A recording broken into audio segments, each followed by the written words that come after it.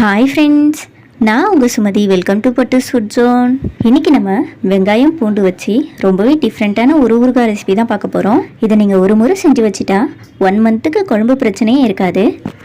உங்களுக்கு தேவையான குட்டி குட்டி டிப்ஸ் எல்லாம் நம்ம வீடியோக்குள்ளே இருக்குது. ஸோ வீடியோ ஸ்கிப் பண்ணாமல் ஃபுல்லாக பாருங்கள். இப்போ தான் நம்ம சேனலை ஃபஸ்ட் டைம் பார்க்குறீங்கன்னா சேனலை சப்ஸ்கிரைப் பண்ணிவிட்டு கூடவே பெல் ஐக்கானும் கிளிக் பண்ணி வச்சுக்கோங்க. வாங்க வீடியோக்குள்ளே போகலாம். ஒரு இட்லி பிளேட்டில் 150 கிராம் அளவு சின்ன வெங்காயம் சேர்த்துக்கலாம். இந்த ஊறுகாவை நீங்கள் சின்ன வெங்காயத்தில் பண்ணும்போது தான் ரொம்பவே டேஸ்டியாக இருக்கும். பெரிய வெங்காயம் யூஸ் பண்ண வேண்டாம், சின்ன வெங்காயமே யூஸ் பண்ணிக்கோங்க. சின்ன வெங்காயம் தோல் உரிக்க ரொம்பவே கஷ்டமாக இருக்கும். அதனால தான் முக்கால்வாசி பேர் சின்ன வெங்காயத்தை அவாய்ட் பண்ணுறோம். உங்களுக்கு எந்தளவு வெங்காயம் தேவைப்படுதோ அந்த வெங்காயத்தை நைட்டே ஊற வச்சுட்டு படுத்துருங்க. மார்னிங் தோல் ரிமூவ் பண்ணுறதுக்கு ரொம்பவே ஈஸியாக இருக்கும். இது கூடவே தோல் உரிச்ச பூண்டு 100 கிராம் அளவு சேர்த்துக்கலாம். 150 கிராம் வெங்காயத்துக்கு 100 கிராம் பூண்டு கரெக்டான அளவு. உங்களுக்கு வெங்காயத்தையும் பூண்டையும் கரெக்டாக மெஷர் பண்ண தெரியலனா 3 கப் வெங்காயத்துக்கு 2 கப் பூண்டு சேர்த்துக்கோங்க. 3:2ன்ற ரேஷியோவில் சேர்த்திங்கன்னா கரெக்டாக இருக்கும். நான் ஆல்ரெடி இட்லி பாத்திரத்தில் தண்ணி கொதிக்க வச்சுருக்கேன். நம்ம ரெடி பண்ண இட்லி பிளேட்டை 5லேருந்து 8 நிமிஷத்துக்கு ஹை ஃப்ளேம்லேயே வச்சு வேக வச்சு எடுத்துக்கலாம். இட்லி பாத்திரத்தில் இட்லிக்கு வைக்கிற தண்ணியை விட கொஞ்சம் எக்ஸ்ட்ராவே வச்சுக்கோங்க. அப்போ தான் இது வெந்து வர்றதுக்கு கரெக்டாக இருக்கும். இது வேகட்டும். இப்போ ஒரு பேனில் 1 ஸ்பூன் அளவு கடுகு சேர்த்துக்கலாம். கூடவே 1.5 ஸ்பூன் அளவு வெந்தயம் சேர்த்துக்கலாம். கடுகும் வெந்தயமும் நல்லா செவந்து பொரிஞ்சு வரணும். மீடியம் ஃப்ளேம்லேயே வச்சு நல்லா ரோஸ்ட் பண்ணி எடுத்துக்கலாம். எப்போ ஊறுகாய் செஞ்சாலும் இந்த கடுகும் வெந்தயமும் ஸ்கிப் பண்ணாமல் சேர்த்துக்கோங்க. கடுகும் வெந்தயத்தையும் இது போல் வறுத்துட்டு சேர்க்கும்போது தான் ஊறுகாய் ரொம்ப நாளைக்கு கெட்டு போகாமல் இருக்கும். டேஸ்ட்டுமே கடையில் வாங்குறது போலவே கிடைக்கும். இது நல்லா வறுந்துருச்சு. இது ஒரு பிளேட்டில் கொட்டி கொஞ்சம் நேரத்துக்கு ஆற வச்சிடலாம்.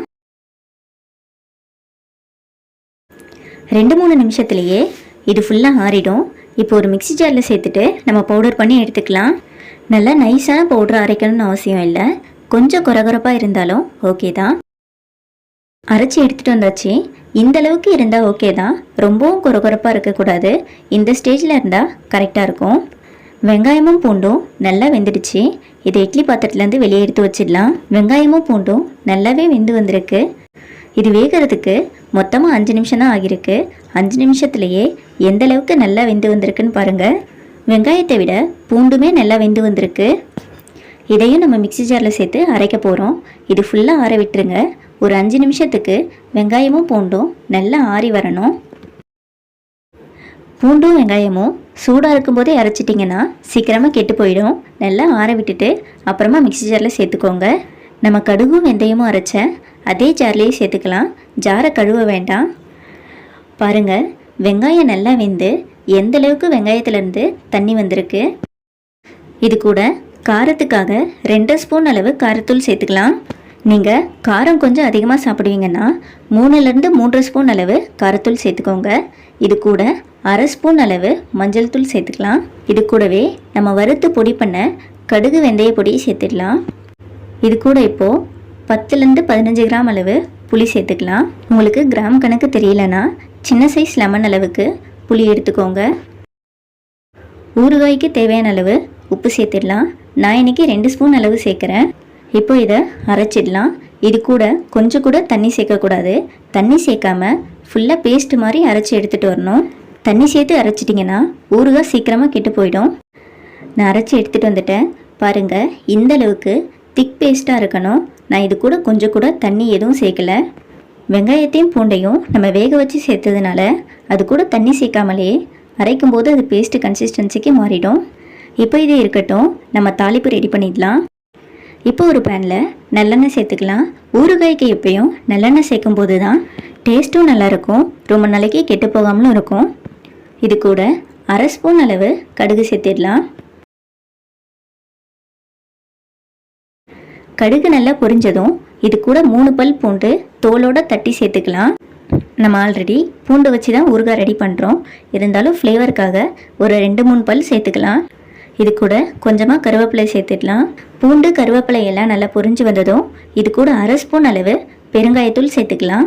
உங்ககிட்ட கட்டி பெருங்காயம் தான் இருக்குன்னா எண்ணெயில் லைட்டாக வறுத்துட்டு வெங்காய பூண்டு அரைக்கிறப்போ சேர்த்து அரைச்சிக்கோங்க. இப்போ நம்ம அரைச்சி வச்ச பேஸ்ட்டை உள்ளே சேர்த்துடலாம். நீங்கள் இதை எண்ணெயில் சேர்க்கறதுக்கு முன்னாடி உப்பு காரம் எல்லாம் கரெக்டாக இருக்கான்னு ஒரு முறை செக் பண்ணிவிட்டு சேர்த்துக்கோங்க. எனக்கு உப்பு காரம் எல்லாம் கரெக்டாக இருந்ததுனால நான் அப்படியே சேர்த்துக்கிட்டேன். ஊறுகாய்க்கு எப்பயும் உப்பும் காரமும் கொஞ்சம் அதிகமாக இருந்தால் தான் சாப்பாட்டுக்கோ இல்லை கஞ்சிக்கோ சாப்பிடும்போது கரெக்டாக இருக்கும். நம்ம சேர்த்த பேஸ்ட்டும் எண்ணெயும் நல்லா கலந்து வரணும். நம்ம வெங்காயத்தையும் பூண்டையும் ஆல்ரெடி வேக வச்சதுனால இது ரொம்ப நேரத்துக்கு கொதிக்க விட வேண்டாம். ஒரு 5லேருந்து 10 நிமிஷத்துக்கு எண்ணெய் நல்லா பிரிஞ்சு வர அளவுக்கு வதக்கினாலே போதும். நம்ம சேர்த்த எண்ணெய் மொத்தத்தையும் தொக்கு இழுத்ததும் நம்ம இதை மூடி போட்டு வேக வச்சிடலாம். பாருங்கள், எண்ணெய் தொக்கோடு நல்லா மிக்ஸ் ஆகிடுச்சு. இதை ஒரு மூடி போட்டு மூடி 5 நிமிஷத்துக்கு வேக விட்டுடலாம். நம்ம பூண்டு சேர்த்துருக்கிறதுனால சீக்கிரமாக அடிப்பிடிக்க ஆரம்பிச்சிடும். ஒரு 2-3 நிமிஷத்துக்கு ஒரு முறை மூடியை ஓப்பன் பண்ணி நல்லா கலந்து விட்டுட்டு திரும்பவும் மூடி போட்டு வேக விட்டுருங்க. பாருங்கள், ஒரு 3 நிமிஷத்துக்குள்ளவே அடியில் லைட்டாக கலர் மாற ஆரம்பிச்சிருக்கு. ஃபுல்லாக கலந்து விட்டு திரும்பவும் மூடி போட்டு மூடி ஒரு 2-3 நிமிஷத்துக்கு கலந்து விட்டுருங்க. பாருங்கள், கலர் நல்லாவே சேஞ்ச் ஆகி வந்திருக்கு. எண்ணெயும் ஃபுல்லாக பிரிஞ்சு வந்திருக்கு.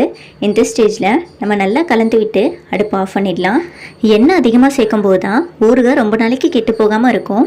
நீங்கள் ரொம்ப நாளைக்கு ஊறுகாய் வச்சு யூஸ் பண்ணணுன்னா எண்ணெயை கொஞ்சம் எக்ஸ்ட்ராவே சேர்த்துக்கோங்க. ஊறுகாய் ரெடி ஆகிடுச்சு.